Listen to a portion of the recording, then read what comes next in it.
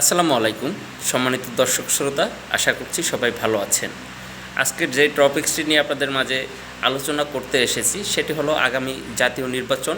আপনারা জানেন আগামী জাতীয় নির্বাচনকে নিয়ে বিভিন্ন দ্বিধাদ্বন্দ্ব এবং প্রোপাগান্ডা কিন্তু সামাজিক যোগাযোগ মাধ্যমে ছড়িয়ে আছে। ফেব্রুয়ারিতে নির্বাচনের কথা হলেও এখনও পর্যন্ত হয়নি সংস্কার এবং যেই 24-এর যেই গণ অভ্যুত্থানের জুলাই সনদ, এগুলো কোনো কিছুই বাস্তবায়ন হয়নি।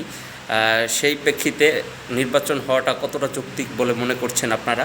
তেমনিভাবে আপনারা লক্ষ্য করতে পারছেন বর্তমানের প্রশাসন। আপনারা জানেন বর্তমানের প্রশাসনে ব্যাপক পরিমাণে ভঙ্গুর অবস্থা।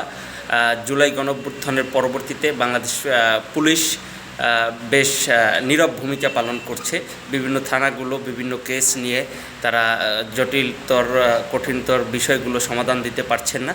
এমন পরিস্থিতিতে মানুষের বাংলাদেশের যে আইনের প্রতি একটা শ্রদ্ধা ছিল, সেই শ্রদ্ধাবোধ হারিয়ে ফেলেছে বলে আমি মনে করছি। এমতো অবস্থায় জাতীয় নির্বাচন একটি অপ্রাসঙ্গিক বিষয়। আমার যতটুকু ধারণা এবং অভিজ্ঞতা থেকে বলছি, আগামী ফেব্রুয়ারিতে নির্বাচন হবে বলে আমার মনে হচ্ছে না। ধন্যবাদ সবাইকে। পরবর্তী ভিডিওর জন্য অপেক্ষা করবেন। আসসালামু আলাইকুম।